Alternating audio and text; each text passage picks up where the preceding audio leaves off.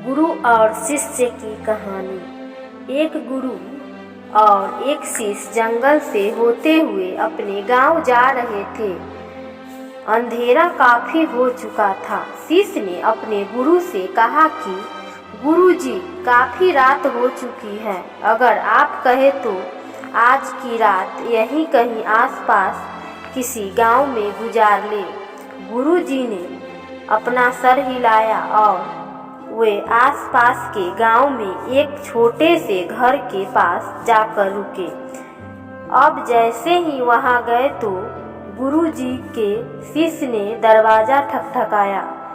उस घर से एक गरीब आदमी बाहर आया तो गुरुजी ने बोला, हम अपने गांव जा रहे थे, लेकिन काफी रात होने की वजह से हमने इसी गांव में रुकने को सोचा है। क्या हम आज रात आपके यहाँ रुक सकते हैं?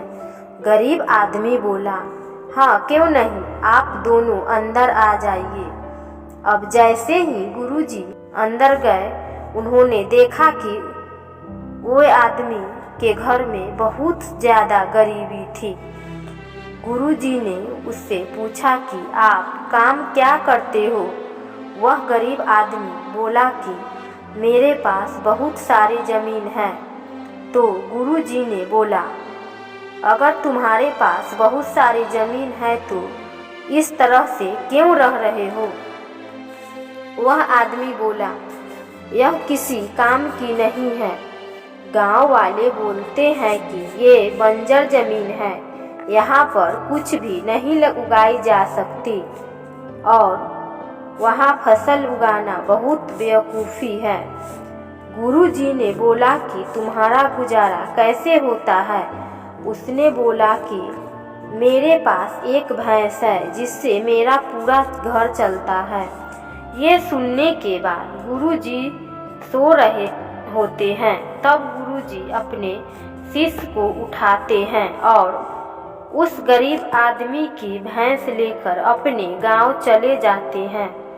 शिष्य अपने गुरु से पूछता है कि गुरुजी, कहीं आप ये गलत तो नहीं कर रहे हैं? उस गरीब आदमी की रोजी रोटी इसी भैंस की वजह से चलती है। तो गुरुजी अपने शिष्य की तरफ देखते हैं और मुस्कुराते हुए आगे बढ़ जाते हैं। उस बात को तकरीबन 10 साल गुजर जाती है और जो गुरु का शिष्य था वह बहुत बड़ा गुरु बन चुका था।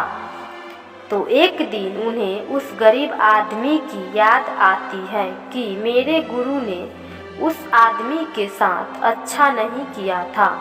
मुझे एक बार चलकर देखना चाहिए कि वह आदमी अब किस परिस्थिति में है।